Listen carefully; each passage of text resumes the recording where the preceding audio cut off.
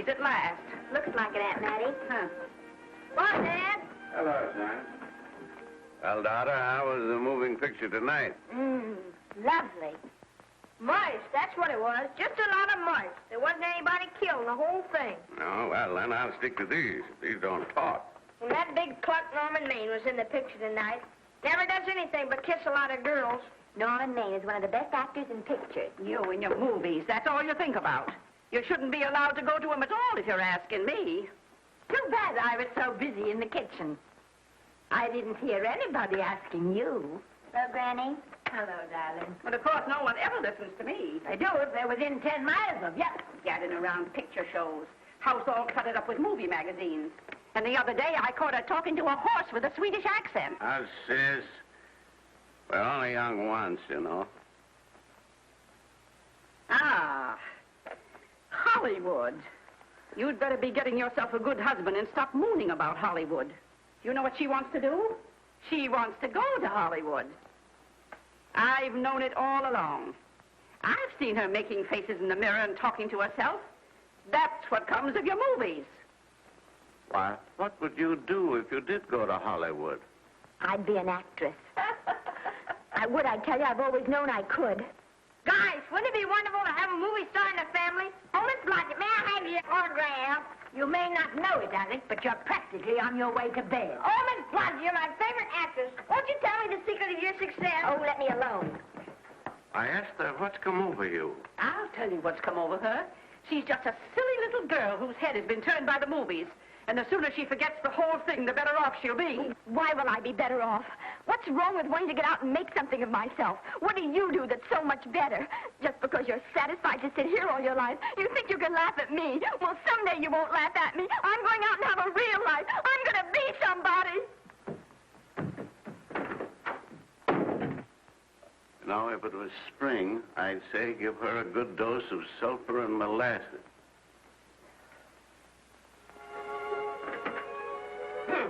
I thought I'd find you. Oh, stop that. Now, stop crying. That isn't going to do you a bit of good. Oh, I'm crying because Aunt Mattie and Alec make me so mad. Oh, Alec and Aunt Mattie. Fiddlesticks. They're not important. You're the only one that counts. Esther, everyone in this world who has ever dreamed about better things has been laughed at. Don't you know that? Oh, I suppose I do, but... But there's a difference between dreaming and doing. The dreamers just sit around and moon about how wonderful it would be if only things were different. And the years roll on and they grow old. And by they forget everything, even about their dreams. Oh, I don't want to be like that. I want to be somebody. Oh, yes. You want to be somebody. But you want it to be easy. Oh, you modern girls give me a pain. When I wanted something better, I came across those plains in a prairie schooner with your grandfather. Oh, everyone laughed at us. They did at all the other pioneers. They said this country would never be anything but a wilderness. We didn't believe that. We were going to make a new country. Besides, we wanted to see our dreams come true. Oh, Granny, it must have been wonderful. It was wonderful. But don't you think for one single minute that it was easy, Esther Blodgett? We burned in summer and we froze in winter. But we kept right on going and we didn't complain because we were doing what we wanted to do. Can you understand that? Yes, I can.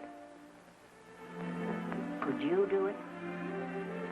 Could you do it even if it broke your heart? Because remember, Esther, for every dream of yours you may come true, you'll pay the price in heartbreak. Oh, I know what I'm talking about. You may not believe it, but I was a young girl once. And a very pretty young girl. A lot prettier than you are. And I was in love with your grandfather.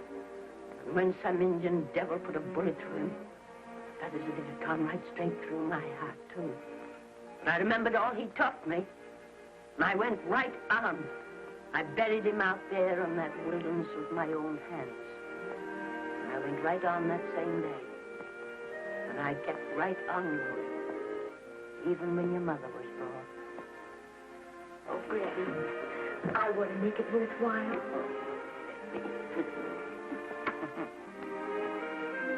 You know, Esther, there'll always be a wilderness to conquer. Maybe Hollywood's your wilderness now. From all I hear, it sounds like it. But if you've got one drop of my blood in your veins, you won't let Mattie or any of her kind break your heart. You'll go right out there and break it yourself. That's your right. Here. Oh, here. Stop that nonsense. Here. Take this and go to your Hollywood. Oh, I can't take your money. Well, why not? It's your savings. Well, I was only saving up for my funeral. Now I don't think I'm ever going to die. Oh, Granny, how can I ever thank you? By giving me your word of honor that you will never tell a living soul where you got that money. I promise. Remember, if you do, I'll have you arrested for robbing me.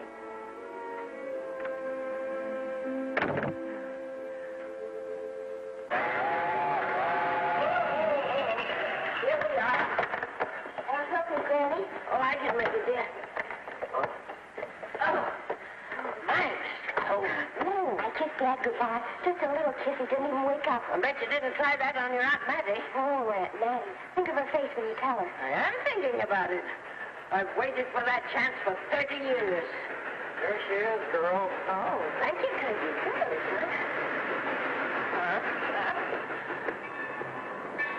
Well, come on.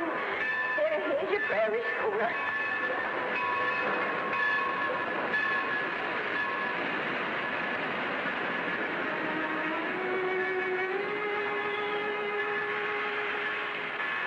All aboard. Oh, Fred. Go on. Goodbye, Granny. Goodbye. I'll be waiting for you in those movie pictures. Don't tell Mattie. You know, my eyes are not as good as they used to be, but my ears are all right. So you remember, talk up good and loud. All aboard. Bye. Bye. Bye, Granny. Bye.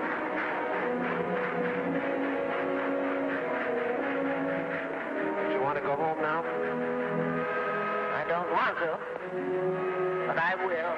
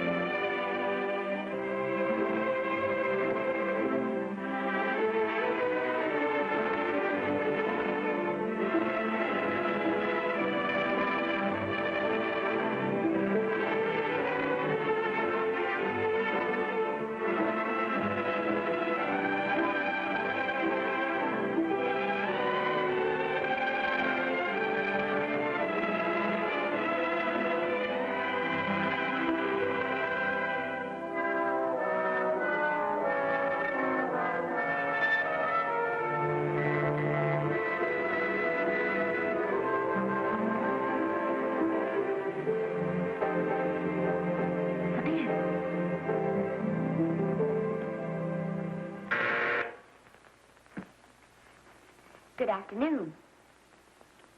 Day, week, or month? Well, it's a little hard to say. You see, I'm going into the movies. Well, you better take it for a week. It'll break your jump to Beverly Hills. Are all the studios really near here? All except Gaumont British. I suppose the best way to get a job is to go straight to the studios, isn't it? Mm-hmm. I haven't any illusions, you know. I'm perfectly willing to begin with a little bit of a part, or even as an extra. $6, please, in advance. Oh.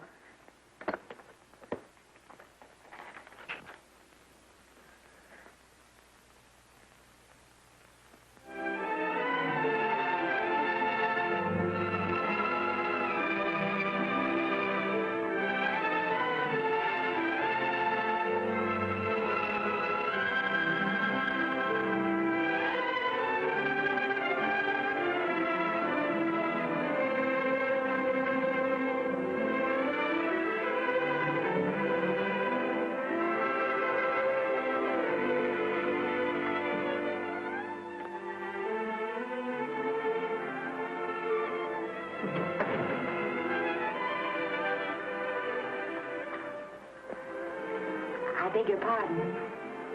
I'd like to register for extra work. How long have you been in Hollywood? Well, it's about a month now. We haven't put anyone on our books for over 2 years. Come here. I'd like to show you something.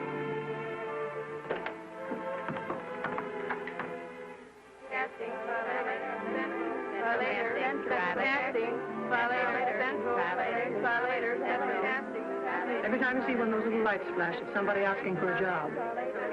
Every time you hear them say, try later, it means there isn't any job. You can't keep the girls at the switchboard long. They go crazy. Every one of those little lights thought it was going to be a star. Still want to go in the movies?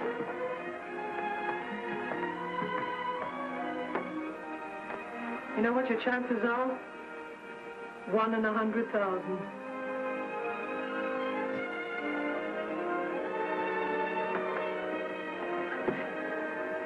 But maybe I'm that one.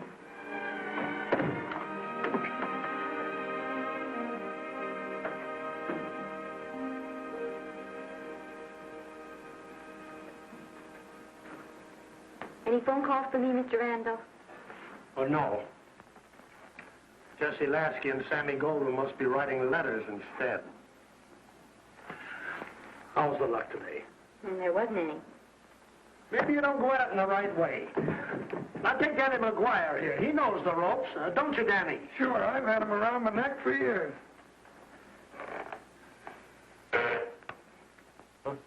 What? Oh, Miss Blodgett. Danny McGuire, our new tenant. How do you do?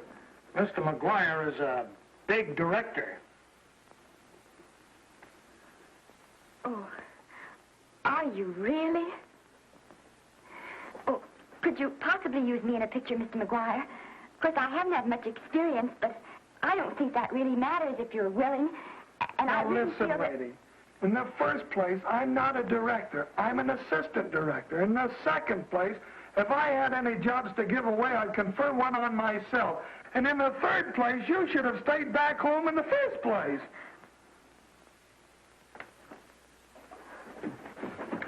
Oh, no, look what you've done. Hey, wait a minute. Hey, don't be that way. Don't do that. Gosh, I didn't mean to get tough, but a guy thinks he's being kidded when somebody asks him for a job and he hasn't got one for himself. After all, I'm not a big enough shot to hurt your feelings. I'm sorry. It wasn't just that. It was a lot of things. Looking for a job every day and never getting any nearer to it. I guess I was beginning to get a little scared. I know. Lady, do I know. Well, there's only one thing to do for that feeling when you're tired and sunk and down to your last nickel. Come on and I'll buy you a drink. Well, it's not as bad as down to the last nickel. I've still got $11 left. $11? You're going to buy me a drink. Come on.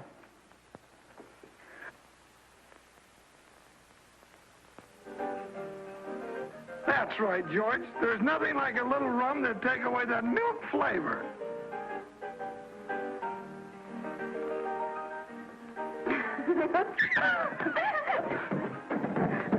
I beg your pardon. Certainly.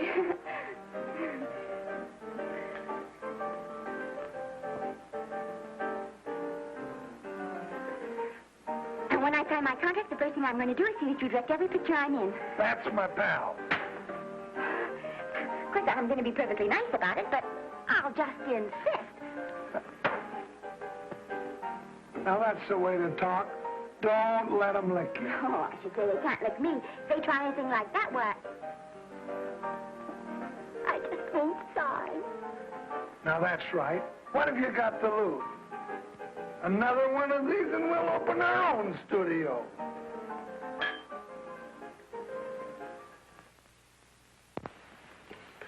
Bill rendered $24.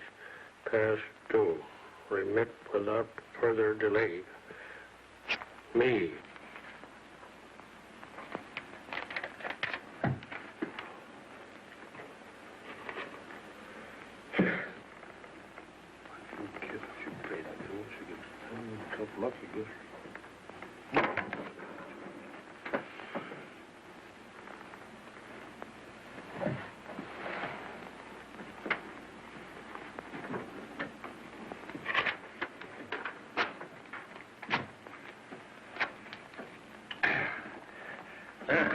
Fifth race.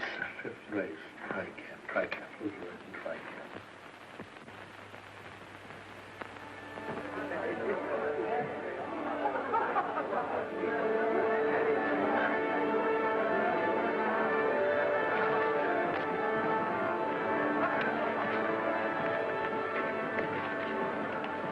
Hey, the program's going to be swell tonight.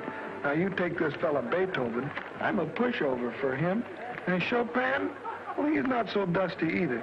But I kind of wish that once in a while they'd play something you could sort of go out whistling, you know, like Blood on the Saddle, Blood on.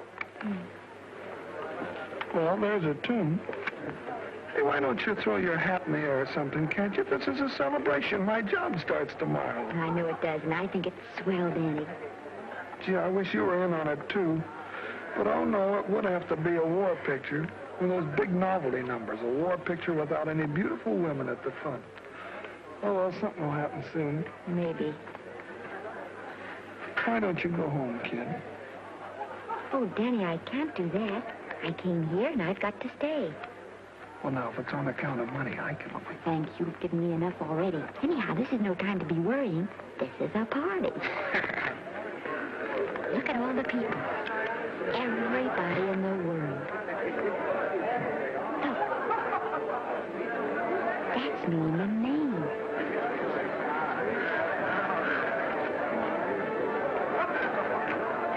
And he seems to have had that one extra cocktail.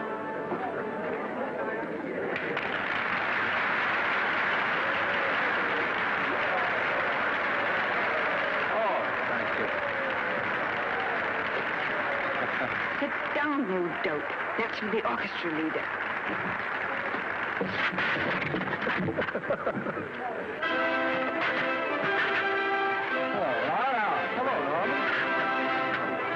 Mr. Maine. Mr. Maine, put your arm around Miss Regis. Arnold, this is a Hollywood bowl. Oh, afraid of crowds. Go on, get out of here. What's the matter? You getting too big to bother with photographers? Don't want any pictures taken now. Oh, is that so? Well, supposing I take it anyway. Well, shove that Browning number 2 of yours down your throat. Thank you, Mr. Maine.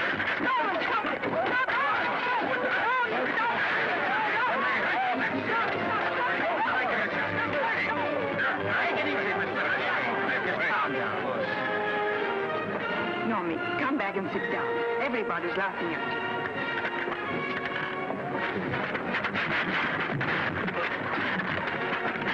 All right. Hi, Norman. Is he always like that? Well, I suppose he has to sleep sometime. Oh, and he's so wonderful on the screen.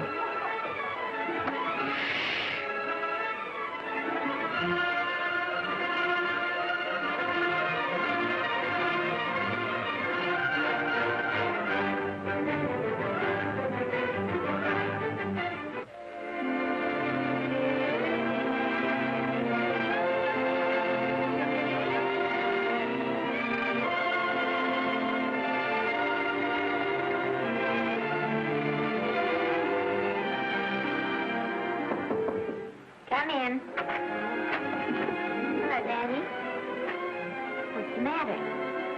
believe it or not, I got a job for you. Daddy, that's wonderful. When do I go to the studio? Well, you don't exactly go to the studio. Oh, it's on location. Well, it's not exactly on location. But of course, I haven't any makeup. Will you tell me what to get and sort of help me put it on? Well, you don't exactly need any makeup. You see, it's not really a picture job. It's being a waitress. Oh. Well, it's kind of a picture job if you look at it right. You said it was a waitress. Well, it's waitressing for Casey Burke, the big director over at our studio. He's giving a party tonight to kind of celebrate on account of finishing the picture, and he wanted me to get him an extra waitress, and it's $5. And I thought of you right away, Esther. That was awfully sweet of you, Daddy. Well, there's going to be a lot of big people at Burke's house tonight, and I'll bet you there's any number of big directors, and if you're there, maybe they'll notice you. I could make them notice me. Sure you could, Esther. It's your chance. My chance. All right, Daddy, I'll do it. Oh, but I can't. I haven't got the right things to wear. To wear? Oh, yeah. Now, you don't think the wardrobe department's right next to my office for nothing, do you? A perfect fit.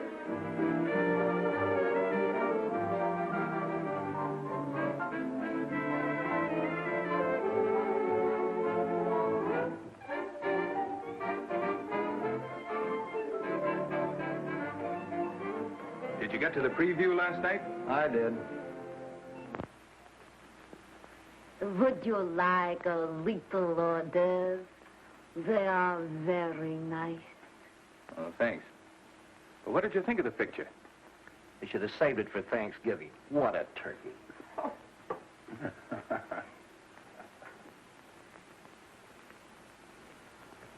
Will you have some hors d'oeuvre? You do like hors d'oeuvre, don't you? I don't think there's anything so enjoyable as hors d'oeuvre before supper, and these are rarely delightful.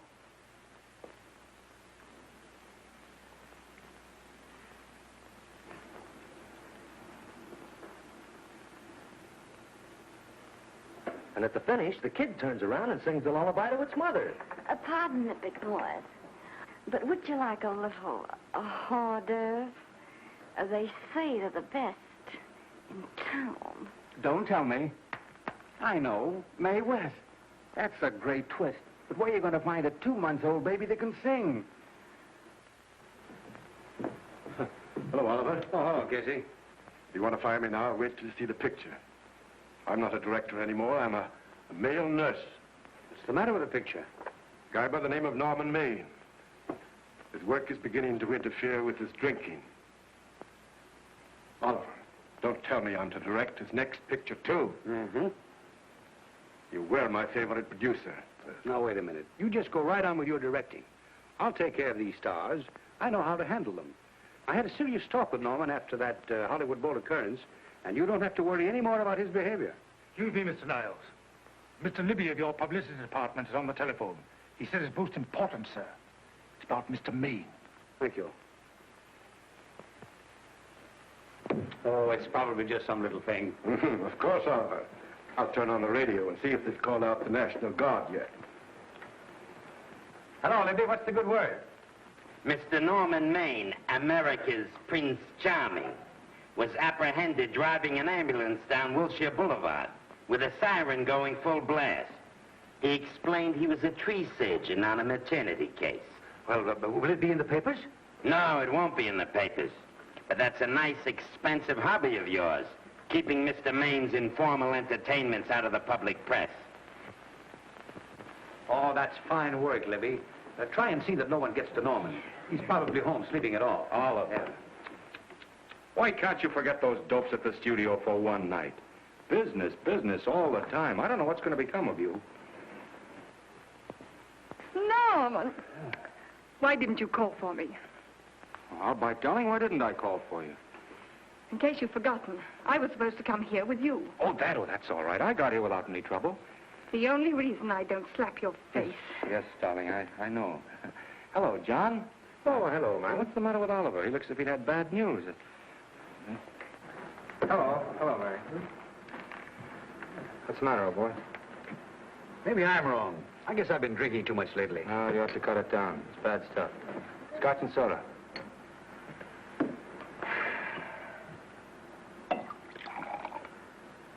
Come on. The word, you know, is pronounced Quinn. Bad dialogue, Oliver. I'd rather not watch this. You know best. Soda.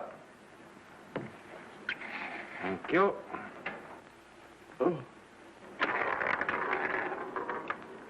Go ahead and say it. I've got it coming to you. Don't make it tougher on me, Norman. I don't want to stand here and preach, but take a look at my side of it. I'm trying to make pictures with you. I know. Costs are going up, and the grosses are going down. No, it isn't that. I've made lots of money with you, and I can afford to take a loss. But I hate to see you going the way of so many others. Why don't you get Lloyd's to insure you against me? You can't get insurance against a man forgetting who he is. You're a great star, Norman, but there's nobody so big that he can afford to have people refuse to work with him. Who doesn't want to work with me? You... Quiet. Listen, I know plenty of people who do. Yes, and so do I. But your real friends can't stand seeing you start to fall apart. What do you mean by that? The first signs are always the same. Not being able to remember your lines.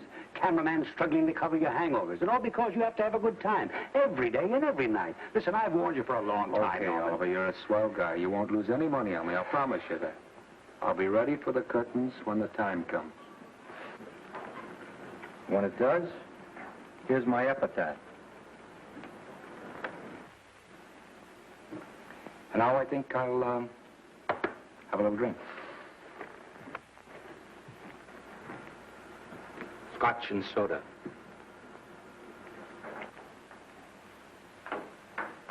Scotch and soda. Ooh.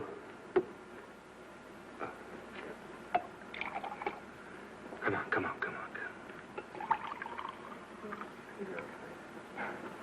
A little soda? Caviar? No, thanks. Yes, pardon me. Ah, lovely. No, I mean the caviar. Mm-hmm. No, don't go away. I'm starving. Really. Which would you take? Well, I don't know. You know? I don't know either. It's hard to choose. I think I'll take caviar. Mr. Maine doesn't care for any more. Do you know me? No. Well, Normie doesn't care for any more. I think I shall get very drunk indeed.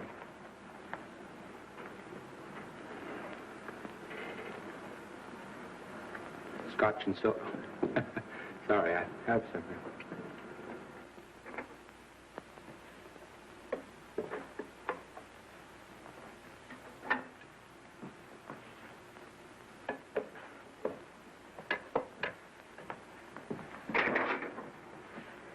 Oh. Mind if I help?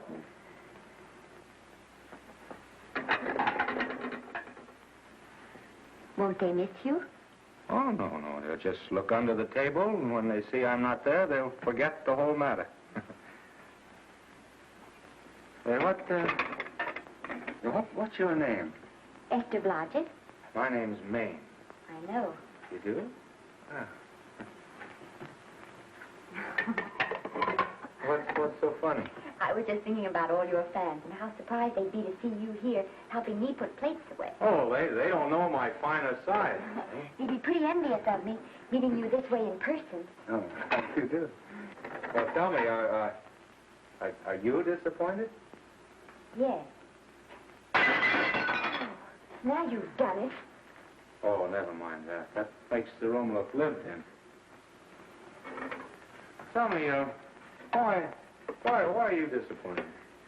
I was sitting behind you at the Hollywood Bowl the night you didn't want to be photographed. Yeah. I'm told I crept into many a heart that night. Oh, I can never explain this. You know, you have very pretty hair. You'd better get out of here. And a sensitive mouth. And a charming little Precisely why are you here instead of with the rest of the guests?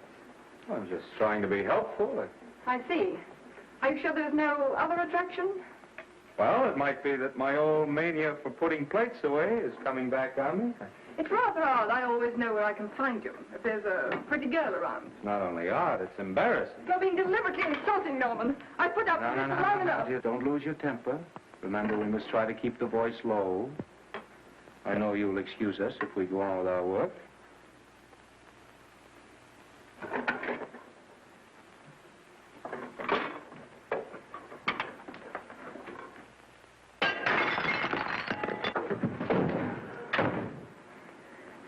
Now see what you've done.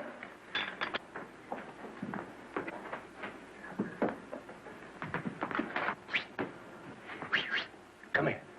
Help me up. Are you hurt? No more than usual. Come on, the wolves are on us. We gotta get out of here. Oh, I can't. The dishes aren't finished. Oh, yes, they are.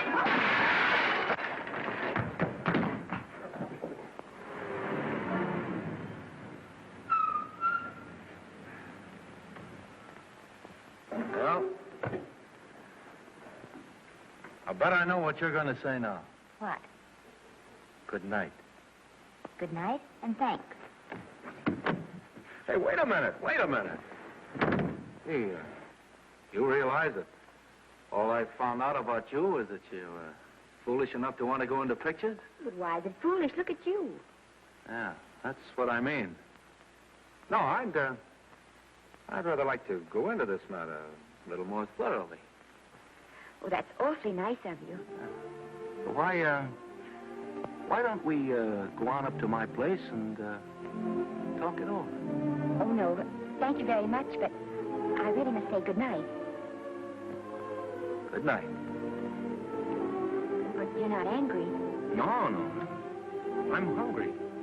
Well, why don't you go and get something to eat? Good night, Miss Blodgett. Good night, Mr. Maine. Wait a minute. Peter, the least I can do is to see you to your door. Will I see you again? I hope so. Has anyone ever told you that you're lovely? Well, now you know. Thank you.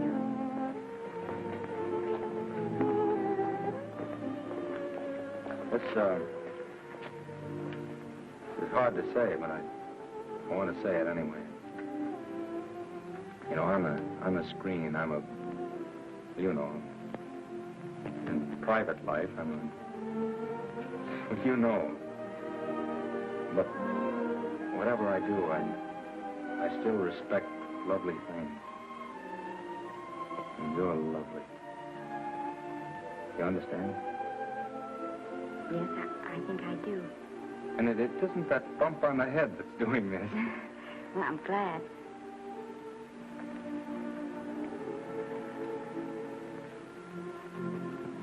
Good night.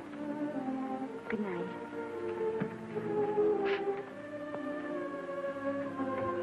Hey! You mind if I take just one more look?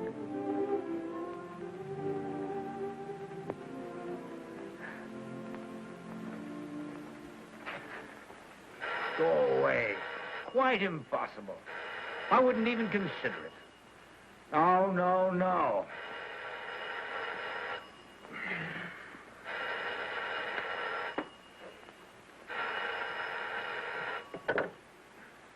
Hello? Who is it? Who? Norman? What have you done now? You're not in jail, are you? Oh. Yes, I see. Oh, it's that again. I see. She's beautiful. Yeah, I know. You want me to give her a screen test? Yeah, certainly. She's got wonderful possibilities. Oh, you know she's got something. Well, you knew all the other ones had something, too. Oh, no. I tell you, Oliver, she's got that sincerity and honestness and sincerity and honestness that makes great actresses. Oliver, I am so sure of this girl that I want to take the test with her myself. Listen, Oliver, you've worked hard. You're entitled to a break. You get...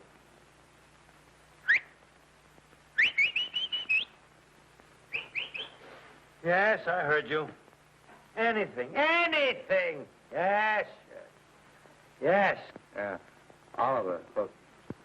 You try to get a little sleep now, old man. Right. All right, boy. Good night.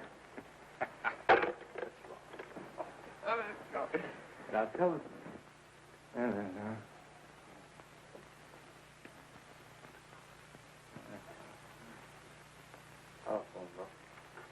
Telephone book.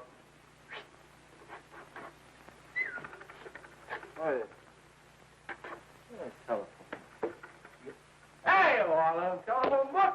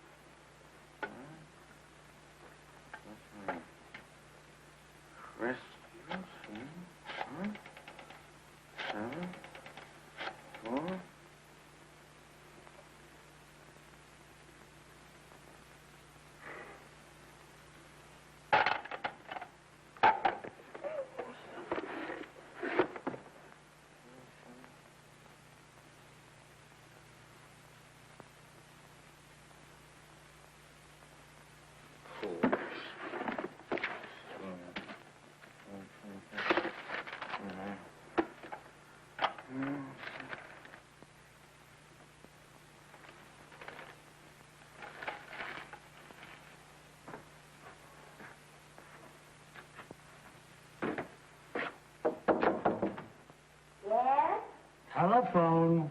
For me? Some drunk trying to be funny says he's Norman Maine. Oh, thanks. I'll be right down. And Miss Blodgett, would you give him a message for me? Tell him it's 3 o'clock in the morning!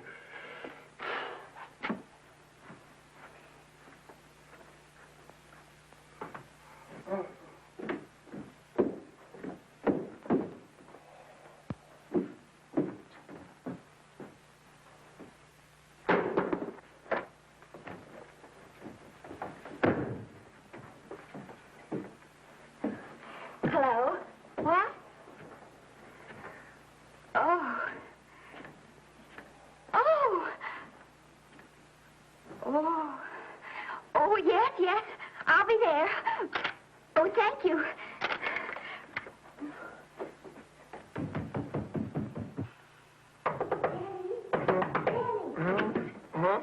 Daddy, what do you think? I'm going to take a test tomorrow, and Norman Main's helping me do it. I'm taking one, too. Garble's assisting me.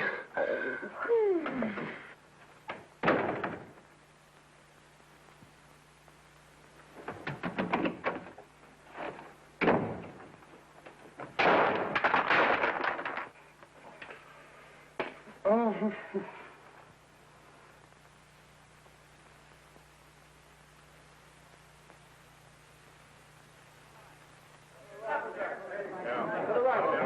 Move that gobo in.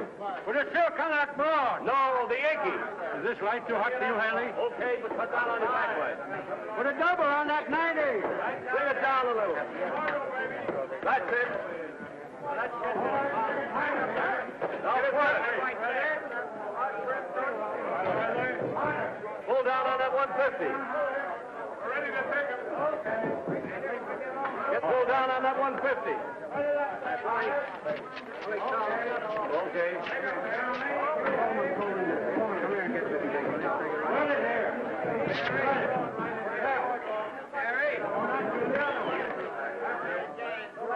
Bring me an apple box. Listen, gentlemen, please, if you don't mind. This is just a test. Ready, Mr. Burke? All ready, Mr. Burke. Ready, Mr. Burke. Ready now, Mr. Burke. All ready, Mr. Burke. Ready now, Mr. Burke. All ready, Mr. Burke. We're ready, Mr. Burke. All right, let's take it. Quiet! Quiet! Quiet! Quiet! Quiet! Ready, Norman? Yeah. You ready? ready, miss, what's your name? You'll soon know your name, Esther. The whole world's going to know it. But I'm so scared. Maybe I better not try it today. Oh, come on. Now, don't be foolish. They all had to go through this. Harlow, Lombard, Myrna Loy, and now Esther Blodgett. All right. I'm ready. This is the take. Roland. Quiet. Hey!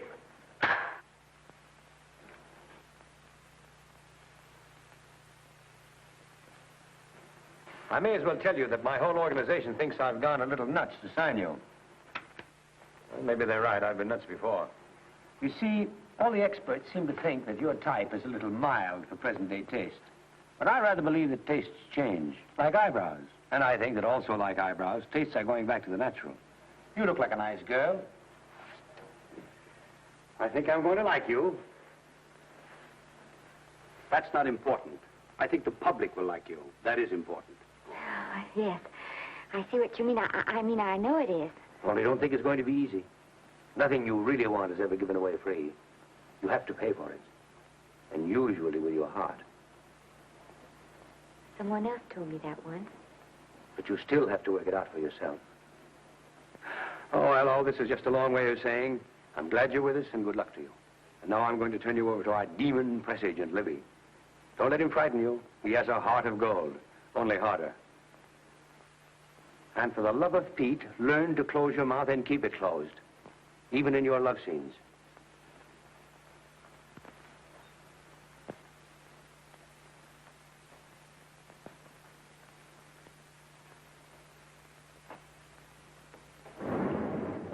Are you a Russian? No, I was born in Fillmore, North Dakota. Oh, no. First saw light of day in a mountain cabin, a trapper's hut, high up in the Rockies.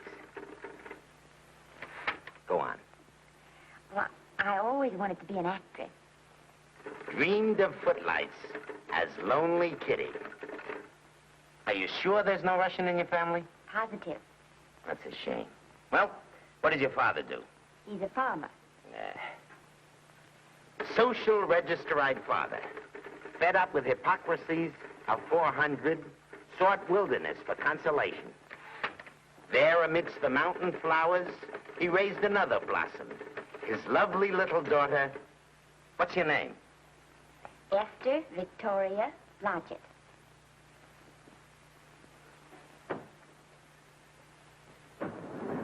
Greatly appreciating your attention in this matter, very truly. Do you know what her name is? Esther Victoria Blodgett. Hey, we'll have to do something about that right away. Esther Victoria Blodgett. Well, that Blodgett's definitely out. Let's see, Esther Victoria, Vicky. How about Vicky? Oh, I think that's terribly cute. Let's see, Vicky. Vicky what? Vicky, pronounced Vicky. See, Esther, Bestus, Esther, Desta, Festa. Oh, that's very pretty. Jester, Hester, Desta, Lester. Vicky Lester. Oh, I like that. Say it. Vicky Lester. Say it again. Vicky Lester. Say it again. Vicky Lester. Say it. Vicky Lester. Say Vicky Lester. Vicky Lester. Vicky Lester. Vicky Lester. Vicky Lester.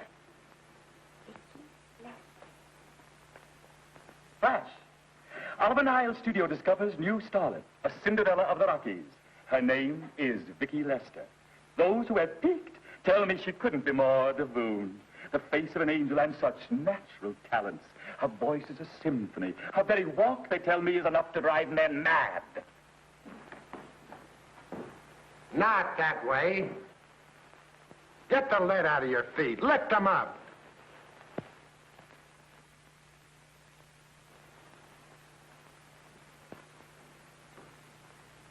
That's better. It's terrible, but it's better. The quality of mercy is not strained. It droppeth as the gentle rain from heaven. Cease. Through the mouth, my child, through the mouth. The nose is for smelling roses. Proceed. Does she have to look surprised all the time?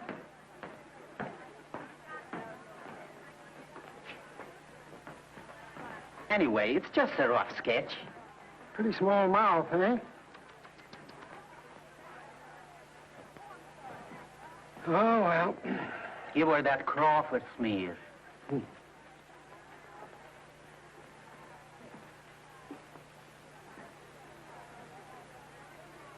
This'll give her that Dietrich. Yeah.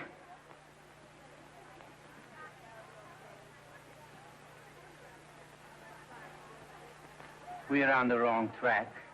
She still looks surprised.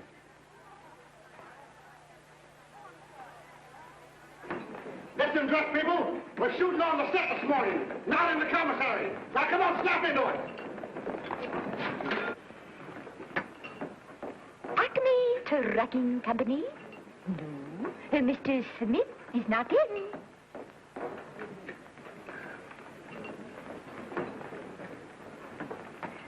Acme Trucking Company. No. Mr. Smith is not in.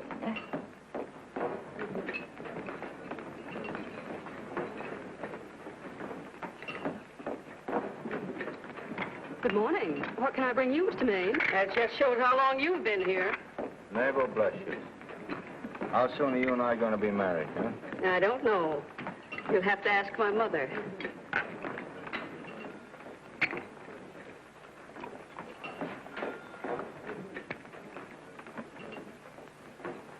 Acme Trucking Company? No, Mr. Smythe is not in. Acme Trucking Company? No, Mr. Smith is not in. Acme? No, Smith ain't in.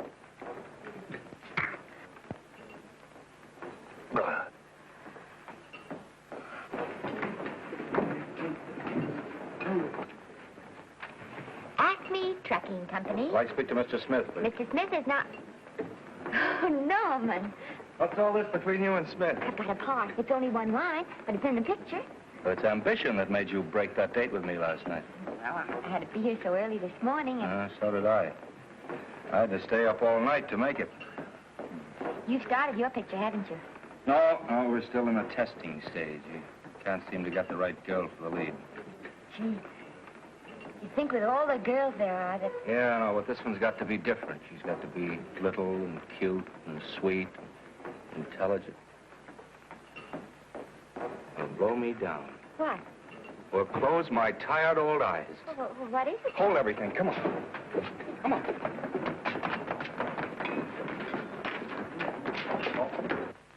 Well, you've been through the whole casting directory. I'll work day and night, Mr. Niles. And I'll work with her, Oliver. And I can be mean or nasty or anything you want, Mr. Niles. If she clicks, Oliver, you've got a star overnight. Okay.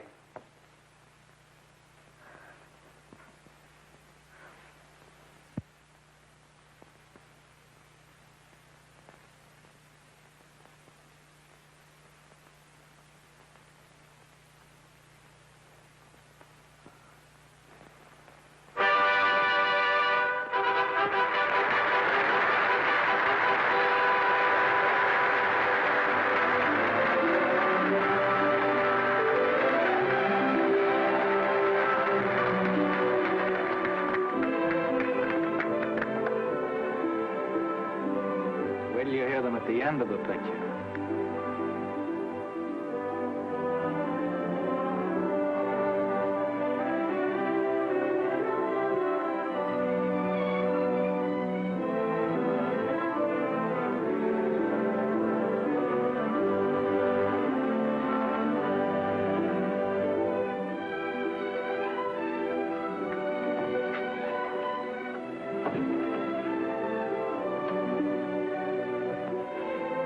Do you think we were noticed? By no one. They're much too busy playing at croquet. I've loved you all my life. But we only met 2 days ago. That's when my life began.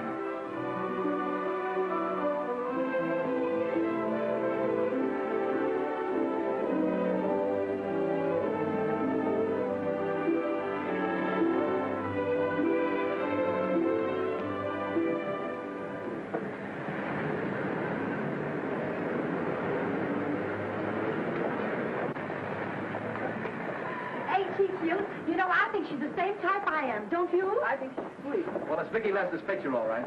I think she was much better than he was. These producers are so horribly down. They won't know how good she is. Well, maybe it's because she's a good girl. No, Maine's not so bad, but it's Vicki Lester they'll go to see. Vicky, darling, I think she's the most precious little thing I've ever seen. The knockout, Libby. You might mention that when you write your review. That Lester kid's a gold mine. Didn't you like Norman Maine? Was he in it? Libby, I'm afraid we have another hit. It's in the bag, neatly tied up with beautiful pink ribbons. Say, where are Norman and Vicki? I don't know. I thought you had them. I wish they'd come. We're having a party at the Trocadero. Isn't it thrilling running away from people? Norman, it's so exciting, So new. A star is born. Come on, run.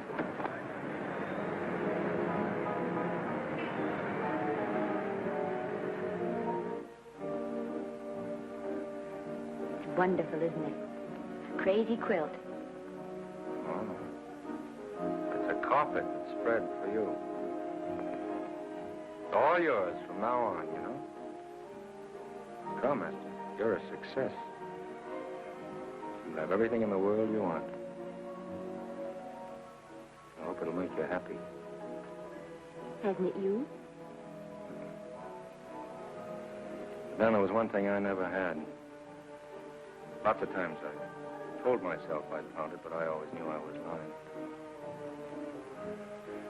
Still, I never stopped looking for it. Maybe it'll come.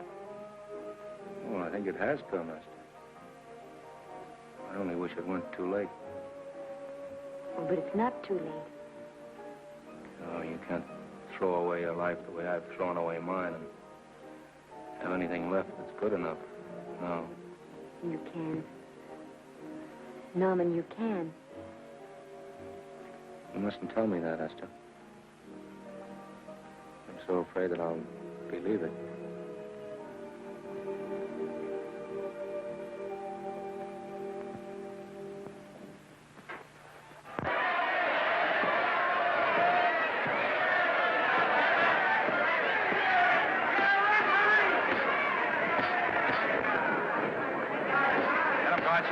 Shoot your right. Swell, isn't it? Lovely. What's got you again? Can't you hear me, Gotcha? Shoot your right!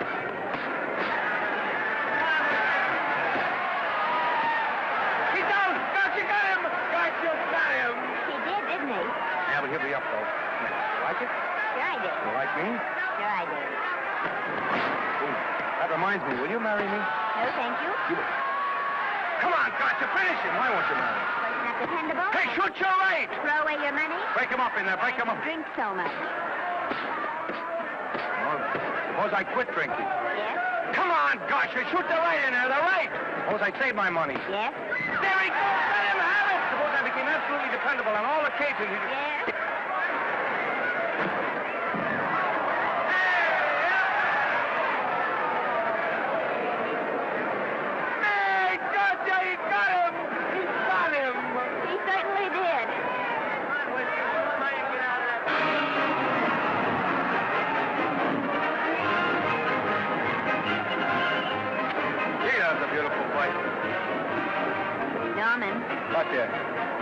Would you do all that for me if I said I'd marry you?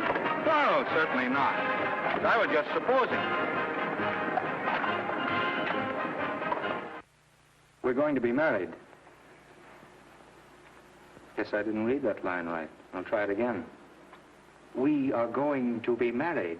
Both of us. Yeah, to each other. What do you think of that? Well, when? Where? Well, we thought we'd elope in the conventional manner. What's the matter? It's trying to decide whether it's good for the studio. Is it? It is. And bless you, my children. When's it going to happen? Oh, we thought we'd just sneak out sometime. We're not telling anyone but you. Listen to this. The screen's ideal romance blossomed into breathtaking reality today when Vicki Lester and Norman Maine, America's dream lovers, slipped quietly through the portals of holy matrimony. How does it sound? Horrible. But you see, we're going to elope. Sure you are. It'll be the biggest elopement this town ever saw. We'll get a tie-up with the Army. Have you escorted all the way down to Yuma by 20 of their new bombing planes. Is he going with us?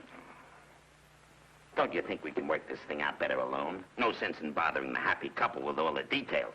I'll see to it that you get a carbon copy of the whole layout. I can hardly wait. I'm sorry we didn't realize that we were in the way. While you're settling the details, you don't mind if I take this woman out and buy her a ring, do you? Sure, go ahead. We want everything legal. That's a charming match.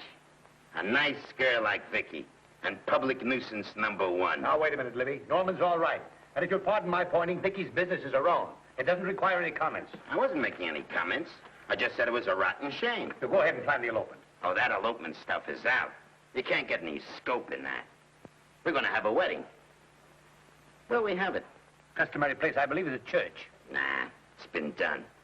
This has got to be something big. The beach. I can visualize it. The bridesmaids in bathing suits. 20,000 Santa Monica school children spelling out the word love.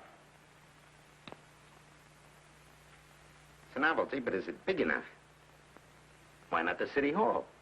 A police escort of every motorcycle cop in town. Sirens screaming, confetti pouring out of buildings like the Lindbergh reception in New York, only on a big scale. What's the matter? Isn't it big enough? And now if any man can show just cause why these two may not be lawfully joined together, let him now speak or else hereafter forever hold his peace. Do you, Alfred Henkel, take this woman as your lawful wedded wife? Will you love, comfort, honor, and keep her in sickness and health as long as you both shall live? I will. Do you, I beg your pardon. Do you, Esther Blodgett, take this man as your lawful wedded husband? Will you obey, serve, love, honor, and keep him in sickness and health as long as you both shall live? I will. Place the ring on her finger. Hurry, please. Now, by virtues of the power invested in me as Justice of the Peace of San Bardo Township, County of Los Angeles, I pronounce you man and wife.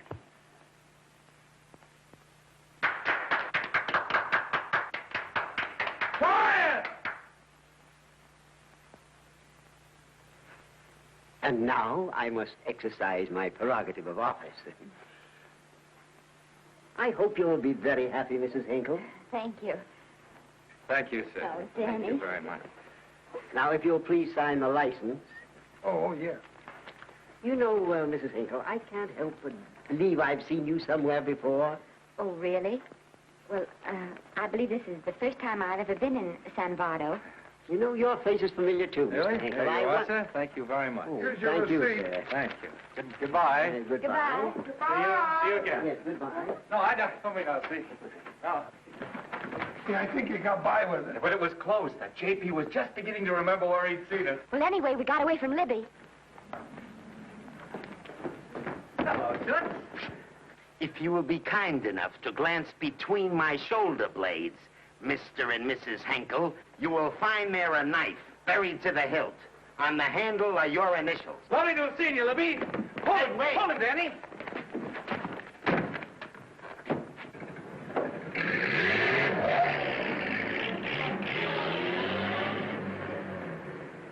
There go a couple of rats I raised from mice.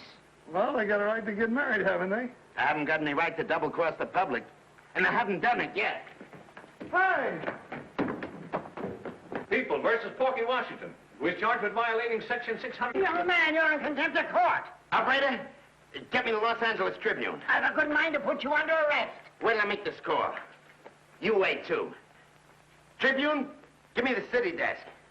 Johnny, this is Matt Libby. I got a flash for you. Norman Maine and Vicky Lester were married at 2:30 this afternoon. Vicky Lester? Court recess.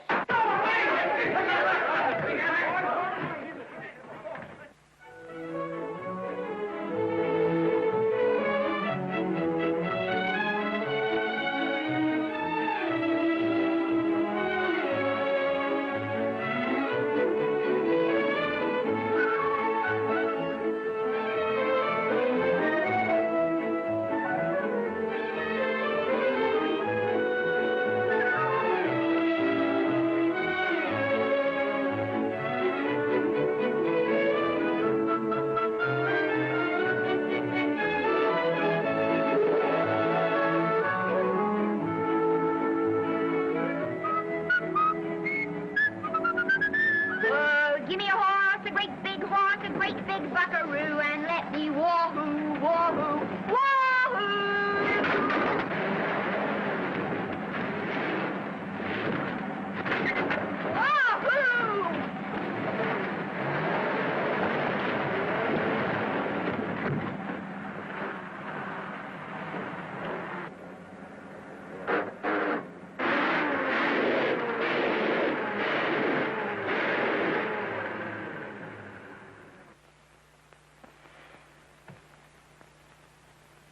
Wahoo.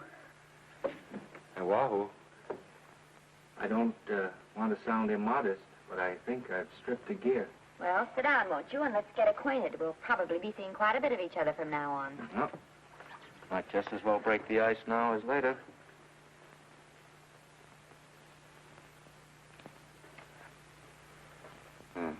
Now we're old friends. Hey, have I got time for a shower before dinner? Plenty, if you can find the shower. I never can remember where that thing is. Does it pull out or slide under? Here, I think I can find it. Nope, it's the linen closet. Here it is. Nice work. Oh, half the time those things are just luck.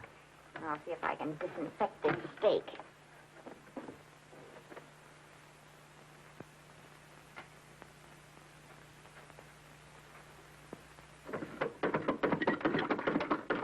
Yeah, Esther, there's no soap. Here. Thank you. Oh, and that's, Yes, dear? I'll need a washcloth, please. Oh. How you fix the cigarettes? You know I never smoke underwater. Well, what do I do to make this thing work? Pull that gadget at the top and pray for rain. Well, I can't reach it. I can't get my hands up. If you've gone in there with your arms down, you'll never get your bath. Unless you're a contortionist. Yeah, well, I'm not a contortionist, and don't throw that up to me now. You knew it when you married me. Will you close this door, please?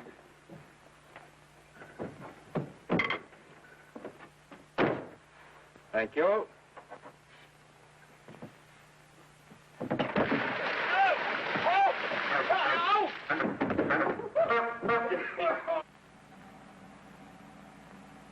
Norman!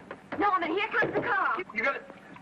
Huh? Here, quick! Quick what? Quick, go out and stop them and ask for help. Oh, I'll catch cold. Oh, you'll get warm again. Yeah, don't you? They'll recognize me. Now, if you keep your face down, go on. There may not be another car for a week. What?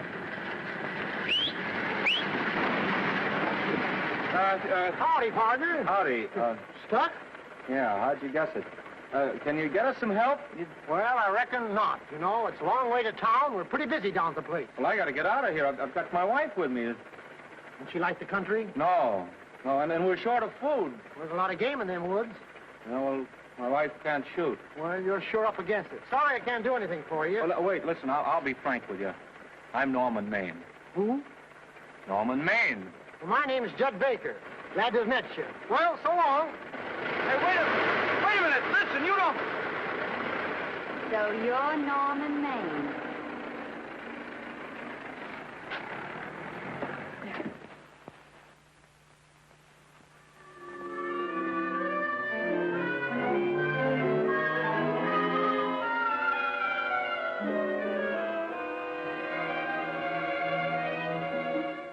I got my prestige to look out for.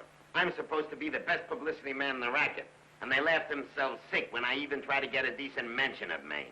Yes, I know how sensitive you are, Libby, and I don't like to see your feelings hurt. Thanks, boss. Now, Vicky, there's a dish for free space. But if Maine swam across the Pacific, the papers would keep it a secret.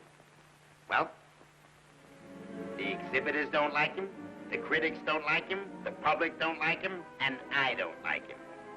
Who likes him?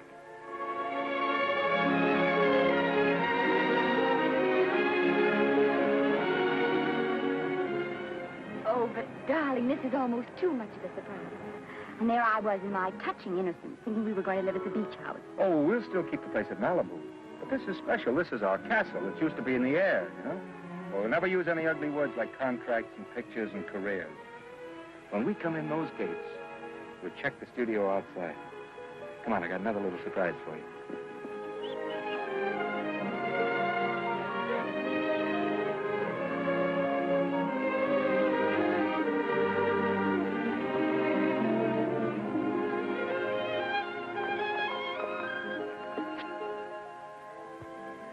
Oh, Norman, it's lovely. So are you, lovely. The whole world's lovely. Hey, hold it!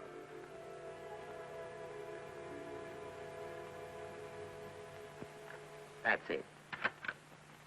Caption, their honeymoon never ends. All right, let's get some pictures. Now, if the bride will sit here and the groom stand behind her, we'll have something unique. Now let's go after something different. You sit down and she'll stand up. Pretty radical, isn't it? Yeah, but in a nice way.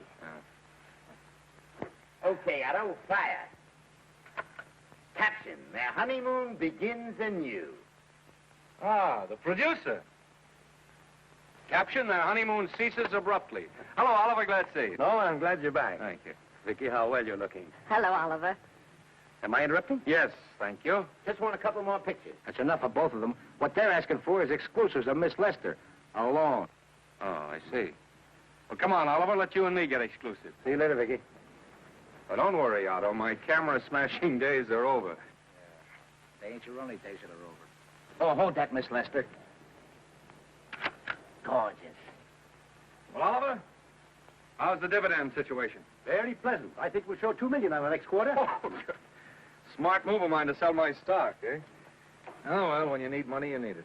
Well, some people save up for just such an event. You know, there's bound to be a rainy day occasionally. Yeah, but as a citizen of California, I've always refused to admit that. Yes, I know, but still it does rain. Well, anyway, you can thank me for some of those dividends of yours. Mm-hmm. Oh, can't you? Oh, sure, sure. That was a little too quick, Oliver. What's the matter? The Enchanted Hour was a smash hit, wasn't it? Well, it made Vicky a star overnight. Yes, it should have. What about me? Oh, let's talk about business at the office, Norman. Beautiful pool you have here. Beautiful. Oh, now let's talk about it here. Didn't they like me? Well, maybe the pot wasn't just right. That was the best part of the year. Look, Oliver, you think I'm slipping?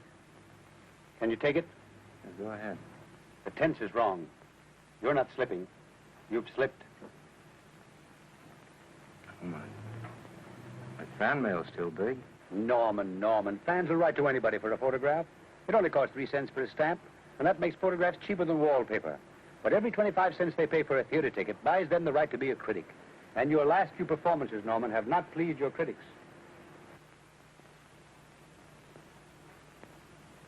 You remember I told you I'd be ready for the curtains when the time came? Here it is. Let's call off the contract, no hard feelings. We're not quitting, either of us.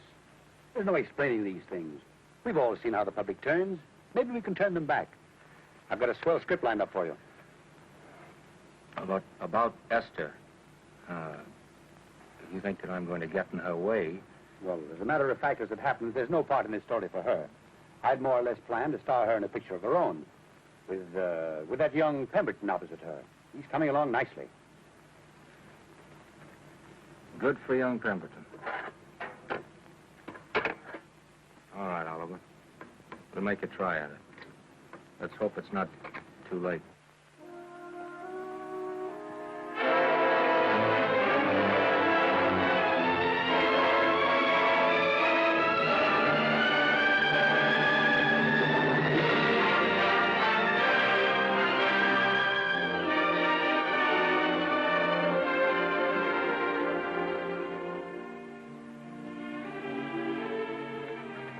No argument. I'll buy those. Huh. The screen's most finished actor. I'll say he's finished. He keeps them away in droves.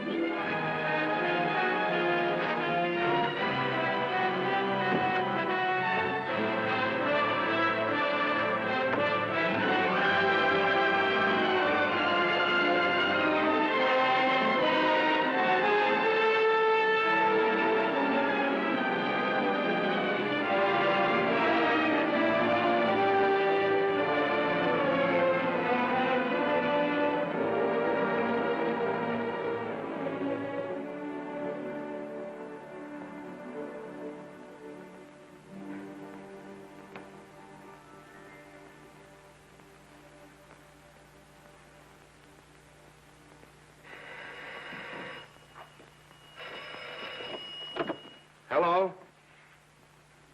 No, Miss Lester isn't home as yet. No, I'm not the butler. But I can take a message just as well as he can, honest. Oh, is that you, Norman? Swell. Listen, Norman, this is Artie Carver. Hiya, kid. Swell. Say, I hear you're through with Oliver Niles. Is that on the level? Please, Artie, I'm not news anymore. Forget it. Say, what kind of a settlement did you make on your contract? Give me a figure so I can do a story on it. There was no money involved. We just called it quits. Okay, I'll fill in my own figure. Say, by the way, I've been trying to get an interview with Vicky for 2 weeks, but she's always busy. How about you giving an old pal a break by speaking to her for me? Sure, I'll ask her. Swell. So long.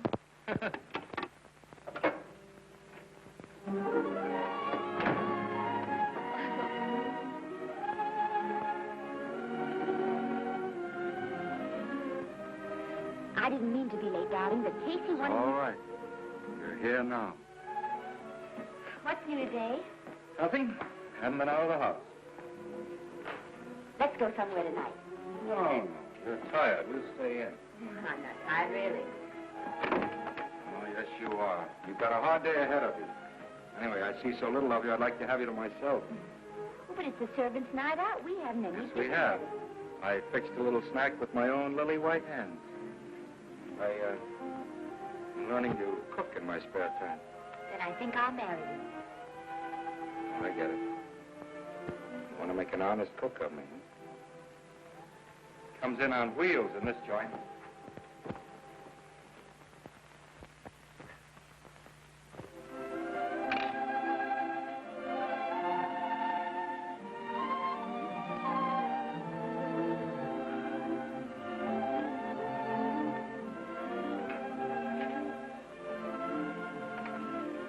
Yeah?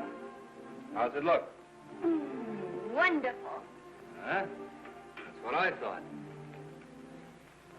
Now then, don't be formal, just pitch in. Huh?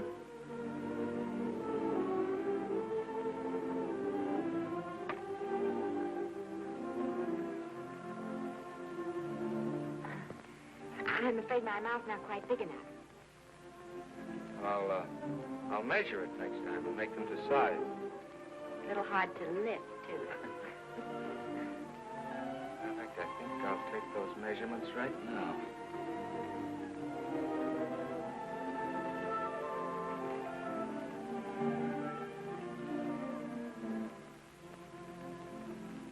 That's what I wait for. All day.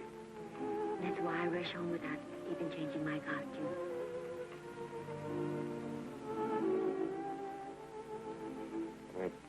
We're forgetting that we're hungry. Would you like a sandwich? Thank you. I still have a little work on this one.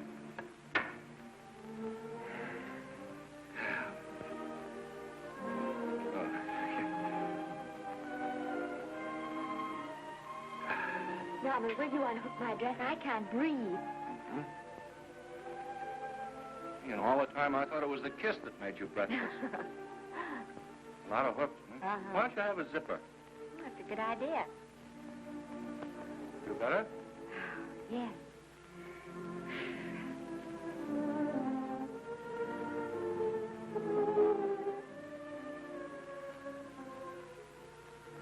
Don't look now, but I think that guy on your left is in love with you. I hope so.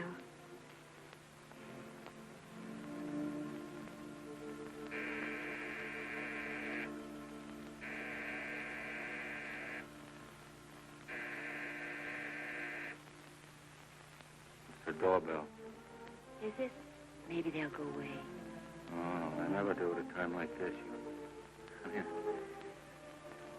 Just a minute, dear. I'll be right back.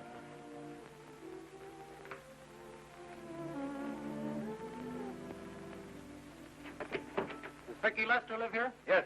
I got a package for her. I'll sign for it. Well, who are you? I'm her husband. Oh, sure. I'm right here, Mr. Lester.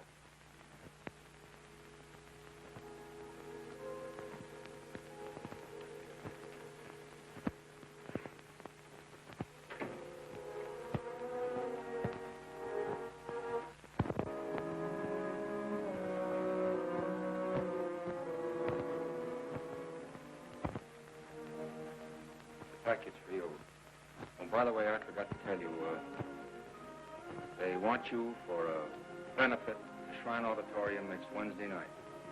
I told them I'd ask you. And, Oh, darling, I don't want to hear about that now. well, you better wait till I finish before I forget them all. The Academy dinner secretary phoned. She wants to know if you want a table reserved for you. Oh, yes, Artie Carver called and asked if I'd use my influence with you to get him an interview. I told him I'd try.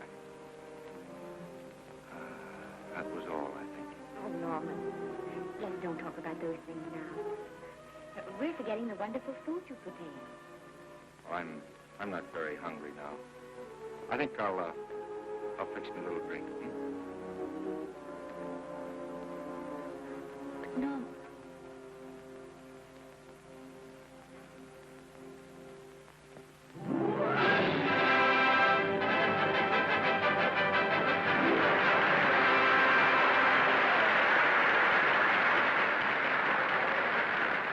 Norman, you come. Stop worrying. And think how nice that statuette's going to look on your mantelpiece. Do you suppose anything's happened to him? But of course not. He's just been held up in traffic. You think about that statuette. And now we arrive at the climax of the annual dinner of the Academy of Motion Picture Arts and Sciences, the highest award within our power to bestow. We have already applauded with our hearts as well as our hands, while awards are being given those gentlemen who during the past year have rendered distinguished service to the motion picture industry. We now pay honor to the ladies, or rather to one lady. We offer to her the Academy Award for the finest performance of the past year. She has already had the world's acclaim, but this is the tribute of her fellow workers, the men and women of this industry.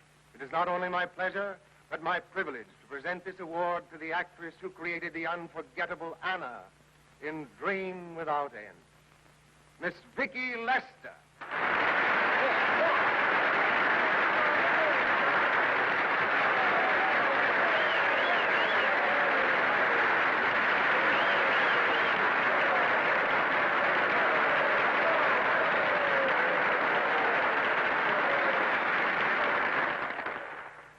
What more can we say, Miss Lester?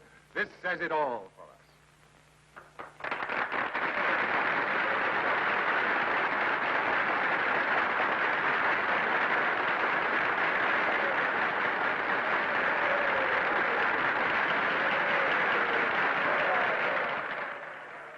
Ladies and gentlemen, when something like this happens to you, and you try to tell how you feel about it, you find that out of all the words in the world, there are only two that really mean anything.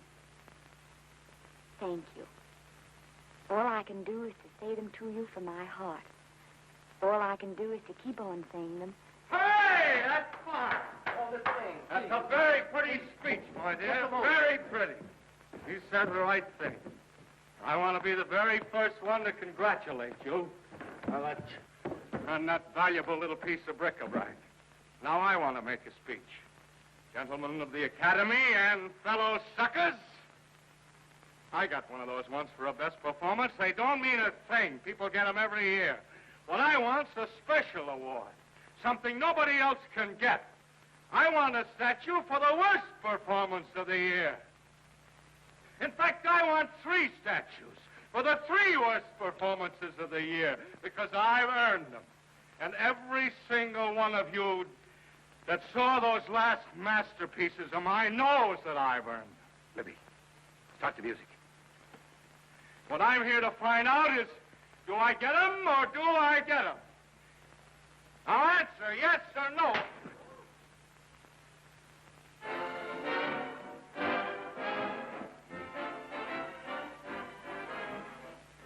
Norman, darling, let's go and sit down.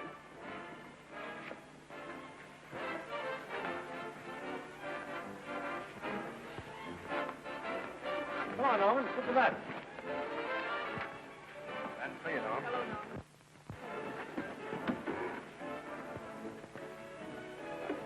Hello, Norman, how are you? Hi, Oliver. My dear, do let me congratulate you. You must be terribly proud and happy tonight. Thank you.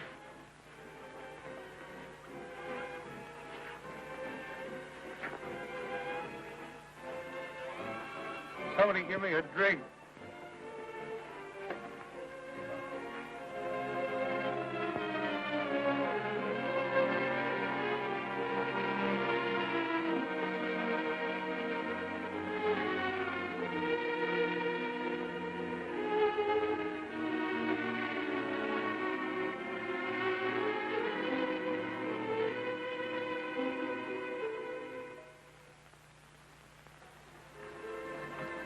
Oliver, nice of you to come to my dressing room. Vicky, how are you? I've missed you. Everyone's missed you. Have a nice trip. Well, a 3-month tour of the theater circuit scarcely comes under the head of pleasure.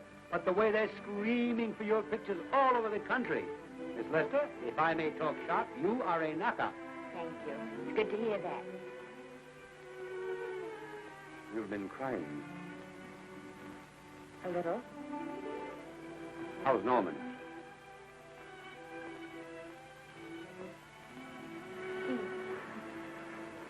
Well, he's trying awfully hard, Oliver. Letting Norman leave this studio was the hardest thing I ever did.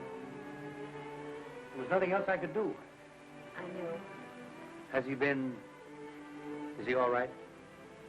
He's gone to a sanitarium. He really wants to stop drinking. And I think he could only... Well, perhaps if he could start working again, there would be some encouragement. Oh, Oliver, could you do that? Oh, thank you. But he mustn't ever know I told you. He won't know, and you mustn't worry. I want you to keep up your good work in this picture. I'll try, Oliver. That's the one thing I can do for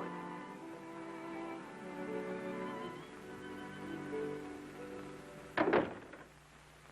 If you'll just sit here, Mr. Niles, I'll have Mr. Maine brought down. Thank you.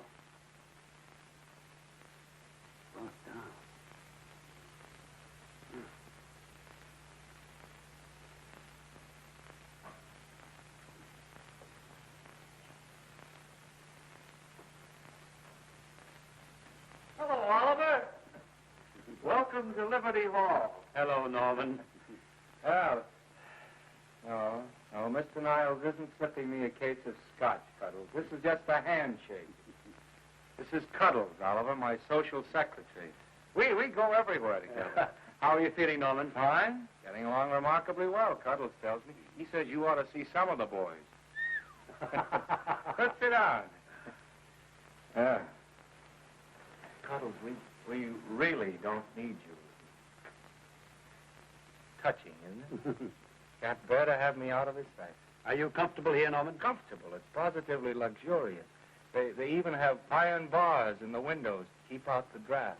How much longer are you going to be here? Oh, well, I'm really cured now. I'm just staying on for an extra week or two to get in good shape, you know. After all, there's no particular hurry to return to the cameras. That's what I wanted to talk to you about. I've got a script with a fine part for you in it. Oliver, that's great. That's great. Who plays opposite me? Well, it is not exactly the lead. Young Pemberton's doing that. But I tell you frankly, I consider your part better than the lead. Oh, I see. It's better than the lead. Well, of course, it isn't terribly long. But it's one of those parts that makes an impression on you. They'll be thinking about you all through the picture. Mm-hmm. Well, the thing is, Oliver, I'm pretty well set at another studio. I'm not at liberty at the moment to tell you which one. You know yourself how those things are. Of course. But it's a big picture. It's one of the biggest of the year. And the part. Every actor in Hollywood would give his teeth to play. Well, that's fine, Norman. Naturally, that will tie you up for a while. But we won't get to this picture for some time. And perhaps, if you want to consider it for later on, well, we'll be... I'll tell you, Oliver, you'd better not count on it. See, I've got several pictures lined up after this one, and they're talking to me about England. You know, they're doing some very interesting things over there, you know? Mm-hmm. Hey. What is it, Cuddles? Speak right out. We all love you. For dinner. Oh, here we dine at 5:30 here. It makes the nights longer. Well, goodbye, Norman. I'm glad to see you getting along so well. Be out in no time. I'll have to introduce myself all over to a lot of people. They won't know me when I'm not drinking. Goodbye. Goodbye, Norman. Thanks for dropping in. Well, Cuddles? Alone at last, eh?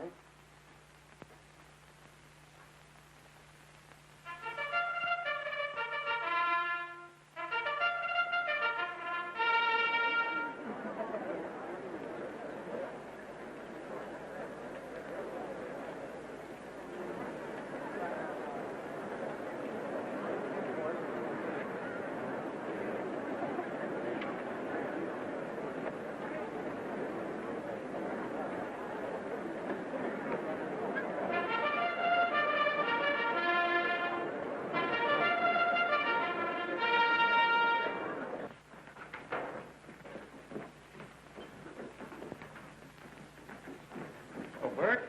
Sam? How are you, Marion? Oh, hello. Hello. Hello, Normie. Glad to see you. How I hate to run into these has-beens. They give me the creeps. Me too. He was good while he had it. And he had it quite a while. Hello? Hello, Mr. Maine. I haven't seen you in a long time. Oh, I've been resting. Ginger ale, please. Ginger ale and what? Ginger ale and ginger ale. A new leaf? A whole new book. Thank you. Scotch straight. Hello, Libby. Why, it's Mr. America of yesteryear. Do they let you wander about now without a keeper? Oh, sure. I'm a trustee now. Didn't expect to find you at Santa Anita. What do they do with the actors while you're away? Oh, they cut them into slices and fry them with eggs.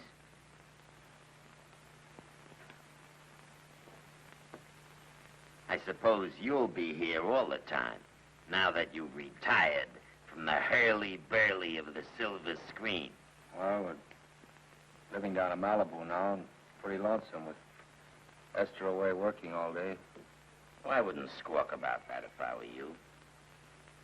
It's nice to have somebody in the family making a living. Oh, wait a minute, Louis. I don't want to forget that we're friends. Friends, my eye. Say, listen, I got you out of jams because I had to. It was my job, not because I was your friend. I don't like you, and I never have liked you. Nothing made me happier than to see all those cute little pranks of yours finally catch up with you and land you on your celebrated face.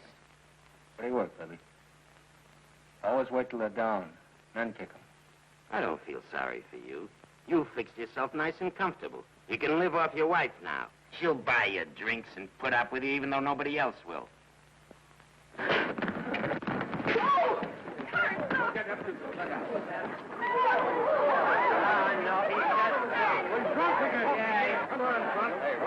a minute. Come on outside for you, wife. I'm Norman Maine. Well, that's not my fault. Oh, don't bother to toss him out. He's harmless. All right, Mr. Libby, if you say so. Sure, let him go. What can he do? He can't fight any better than he can act. Norman Maine. Oh, he's drunk again. Why, he's been drunk for years.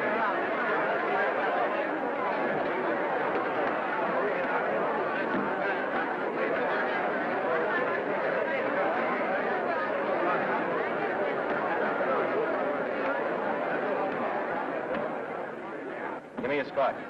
Double. Leave the bottle here.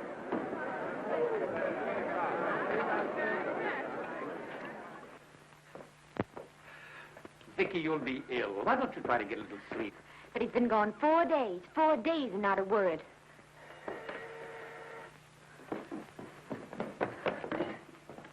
Oliver, I can't. I just can't. Hello? No, this is Oliver Niles speaking. What? Where? Thank you. What is it? Nothing. Oliver, tell me. He's in the night court. He's been arrested on a drunk charge. Now, he's all right. He isn't hurt. I'm going right down and get him out. I'm going with you. Vicky, it isn't any place for you, and if it gets in the papers, What there'll do be... I care about the papers? I'm going with you.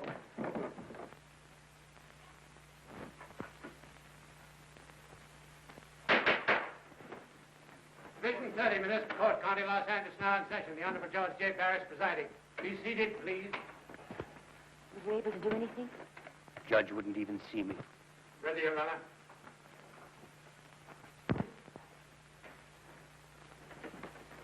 I want to advise you that you're entitled to be represented by counsel, to be confronted by the witnesses that may testify against you, to compel witnesses to attend on your behalf to a public and speedy trial by the court or by a jury, and the right to be admitted to bail. Call the first five. Gregory, Hale, Haynes, Rodriguez, Johnson. Come on, boys, get over. Go ahead. Move along. William Gregory. Plain drunk, picked up at 5th in town. Asleep in the gutter. 14 similar offenses in the past 6 months. Still at it, Gregory. How do you plead? I don't feel so good. I didn't ask you how you feel. I asked you how you plead. Guilty, I guess. When did you get out the last time? Just before Christmas. Well, I'm sorry you'll have to miss New Year's. You'll be out in time for Washington's birthday in 60 days. Milton Rails. Plain drunk, picked up on Brooklyn Avenue, given treatment at receiving hospital, then removed to jail. How old are you, Rails? 17, sir. Did you take a good look at those men in the cell with you last night? Yes, sir. And have you taken a good look at yourself this morning? No, sir. Well, I suggest that you do. $5 or 2 days. Sentence suspended. Oh, Judge. Alfred Henkel, more commonly known as Norman Maine. Drunk and disorderly. Cracked car into tree at Sunset and Coronado. Evidently been drinking for days. Resisted arrest and injured one of the arresting officers. How do you plead? Guilty. You're Norman Maine, the actor, aren't you? You've come pretty low, haven't you? There isn't a man here who's had the advantages you've had. Look what you've done with them. You're nothing but an irresponsible drunk, driving about the streets with the power to inflict death or injury on innocent people. I think we'd better deny you that power for a while. 90 days in the city jail. Please wait.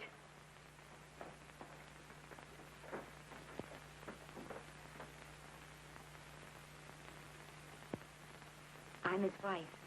Yes, I recognize you, Miss Lester. Please, Judge. I promise you this won't happen again. I'll be responsible for him. If you just won't send him there. You realize that this man, when drunk, is obviously a menace to public safety? And you realize, too, Miss Lester, the responsibility you'll be assuming to this court and to the Commonwealth. I do. Sentence suspended. Prisoner remanded to custody of wife. Thank you. You can get him at the jail entrance, madam. Jose Rodriguez. Plain drunk, picked up at 1st and Main. Second offense. How do you plead? I think I'm guilty, Your Honor. 60 days.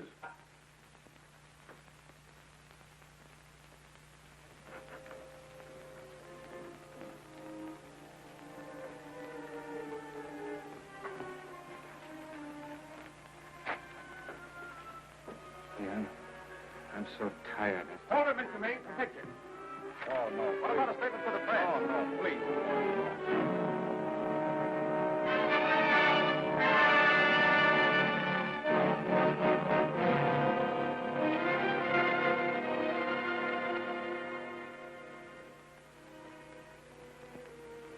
Still asleep. Been asleep nearly all day. It's the best thing for him. Awful to see this happen to someone you love. And know in your heart that it can't get any better. I only know that all I can do now is stay with him and try to help him. So will I. And between us, we'll take care of him. You're very fond of him, aren't you, Oliver? I'm very fond of both. Then I know you'll understand what I have to tell you. And after what happened last night, I think you already know what it is. I can't do any more pictures. I'm going away for good with Norman. You can't do that, Ricky. You're at the very peak of your success. And you've worked so hard to achieve it. That's what's been wrong. And I've thought it all out. Maybe if I hadn't been away from him so much, last night and what went before, it wouldn't have happened. I know it's too late to think about that now, but it may not be too late to go away with him and start over somewhere. It's your life you're giving up, Vicky. so I can try to give Norman back his. Can you honestly tell me I'm wrong to do it? No, Vicky. I cannot honestly tell you that. Then there'll be no more Vicky Lester.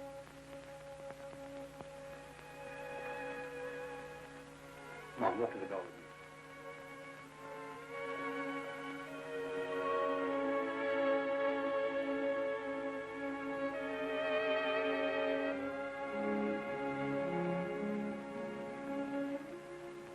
Goodbye, Vicky Lester. You were a grand girl. Good luck, Mrs. Norman Maine.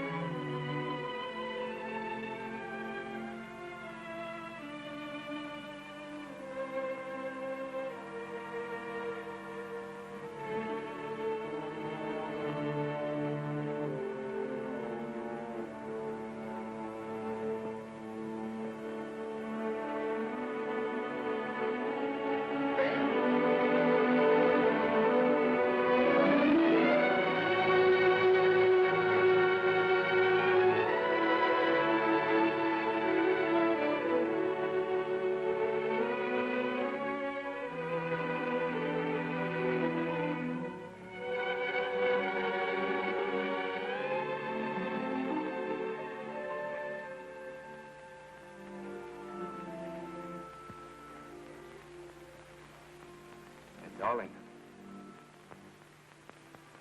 this is Maine coming in to apologize again. I'm sorry, dear, but it isn't you. What other troubles have you got? None. I was just playing a scene with myself. Now look, I'm just coming out of the jitters and you're just going into them. This is a swell household. Isn't it? I'll tell you what we'll do. I'll promise to brace up if you'll go on the wagon. I guess I have been drinking too much. You know what I'm going to do? I'm going to be an athlete. You mean with great big muscles and everything? Well, roughly speaking. Going to join the YMCA? It costs too much. And I'm going wading out in our front yard. No. Sure. Would you like me to go with you? Sure, if you'd like to. No, Miss, I don't think I will. It might spoil this beautiful, natural wave. Yeah, I guess that's right. But, darling, look, could you have a hot toddy, some hot soup for me when I come back? Some hot soup? And I'll make some of those nice sandwiches. No, Miss, do you have to?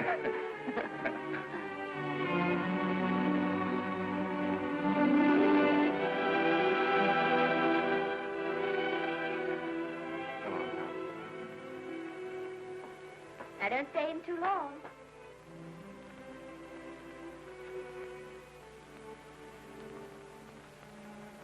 Hey! Mind if I take just one more look?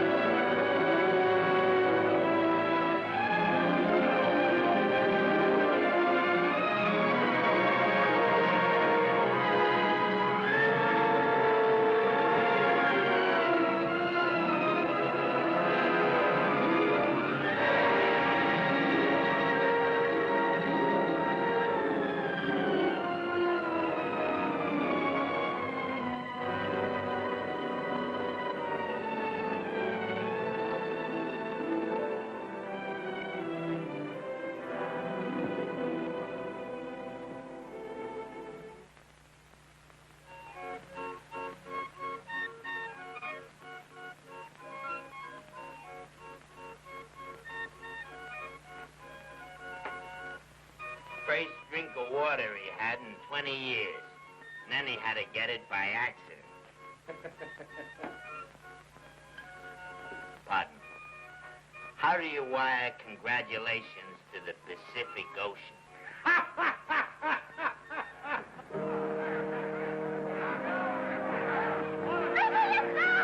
Oh, you can't see her face. Hello, Vicky.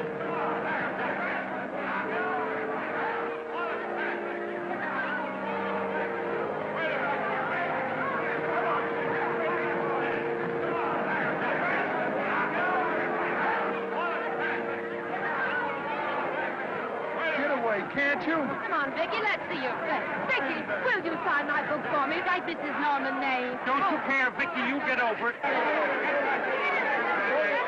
Stand back, can't you? Don't you cry, dearie. He wasn't so much.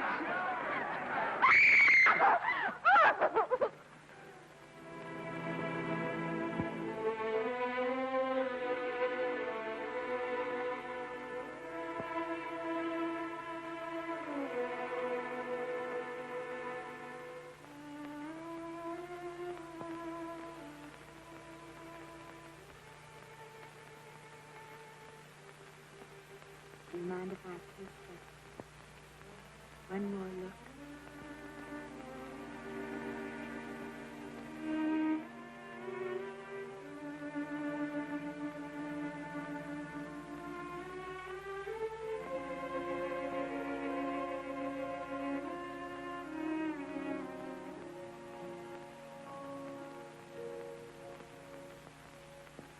Here are the paychecks for the servants, Graves.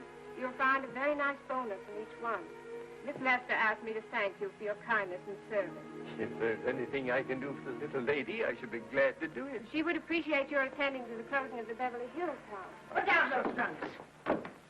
Put it down, I say. Well, where is she? In the bedroom. Who are you?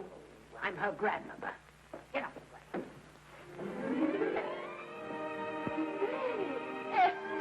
Granny, darling. Oh, I'm so glad to see you. What made you come? Oh, I know when I'm needed. Now get out of here. Go on. Get out of here, all of you. I want to talk to my granddaughter alone. I came just as quickly as I could. But I'm going home. I sent you a wire yesterday.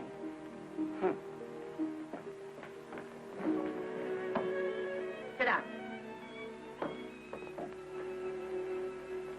Is it true that you're going to quit the movies? I never want to hear them again. What are you running away from, Elizabeth? I'm not running away. It's just that I can't go on. My heart isn't in it anymore.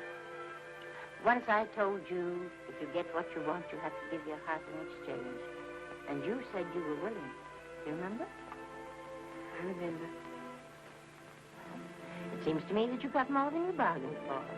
More fame, more success, even more personal happiness. Maybe more unhappiness. But you did make a bargain. And now you're whining over it. I don't think I'd feel so very proud of myself if I were you, Esther. I'm not, Granny. My mind's made up. Oh, then I'm sorry I gave you the money to come out here. You just wasted. Oh, but Granny... I was proud of you, Esther. I was proud to be the grandmother of Vicky Lester. It gave me something to live for. Now, have it ended. I know. Oh, I want to be strong, but I can't go on. You must. Tragedy is a test of courage. If you can meet it bravely, it will leave you bigger than it found you. If not, then you'll have to live all your life as a coward. Because no matter where you may run, you can never run away from yourself. I never knew Norman Maine. He wrote me a very sweet letter when you were married. He said you told him how much I meant to you. And I know just how much you must have meant to him. You know, Esther, I can't believe that wherever he is, he can be very happy, knowing that his death broke the spirit of the little girl he praised me so highly for raising. And I can't believe that he can be very proud, knowing that all his great love did for you was to make you a quitter. The car is ready, Miss Lester.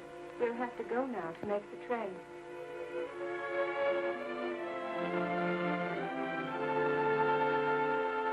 Put the car back in the garage.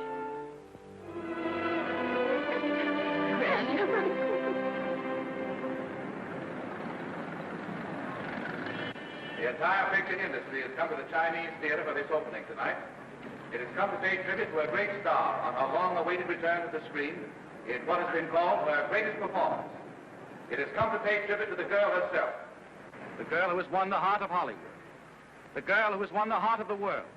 Miss Vicki Lester. And if I'm not mistaken, Miss Lester's car has just driven up.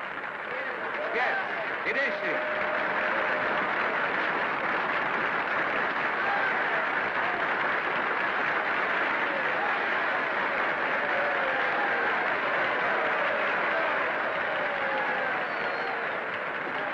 I hope this doesn't scare you too much. I scare very slowly, young man. 6 mile, folks, please.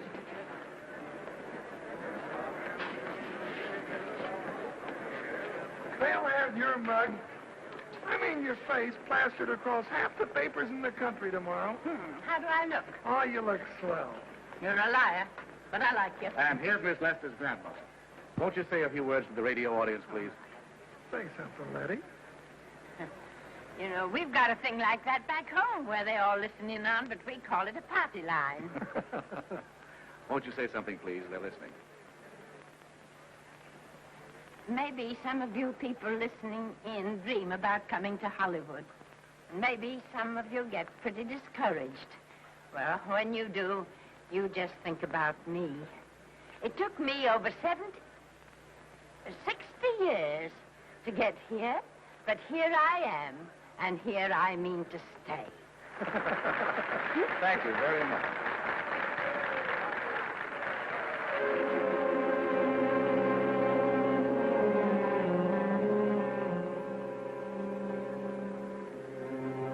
Miss Lester.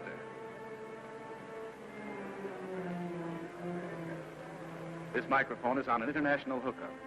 Throughout the world, your fans are hoping that you'll say a few words to them.